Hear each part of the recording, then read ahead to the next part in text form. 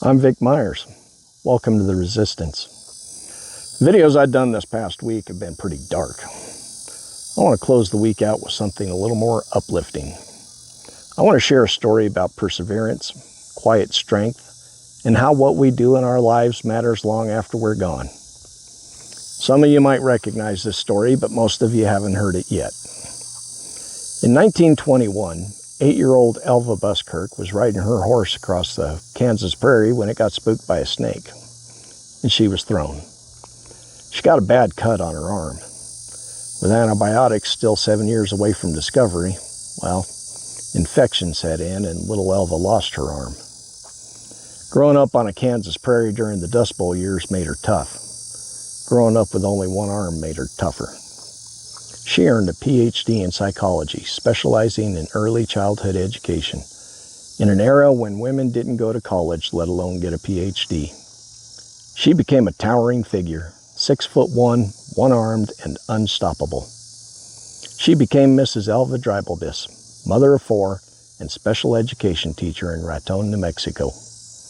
Her pet peeve was when someone would say educating a particular child was a waste of time. As a special education teacher, this angered her, and she saw proving these people wrong as a personal challenge. I've met a few of her students. They remember Mrs. D fondly. Some of them credit her for the success they achieved in life. One of her students grew up to manage the only theater in town. One day, her son Bill came home from high school to a ringing phone. When he answered, on the other end was President John F. Kennedy. JFK was calling because Elva was working with his administration to develop what would one day become Head Start. I know this story because Bill was my father-in-law, and every now and then he would tell it at the dinner table.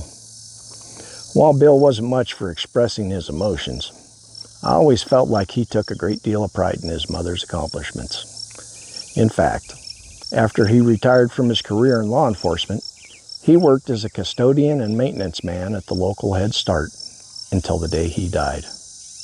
And 2 of my granddaughters, they got their start on learning at that very same Head Start school. Elva's determination left a mark that carried through generations. And Bill, in his own quiet way, carried that legacy forward. Because of them, the lives they touched and the example they set still matter today. That's the legacy of Elva Buskirk Dreibelbis, a legacy of strength, service, and lasting impact. Thanks for listening. Good day.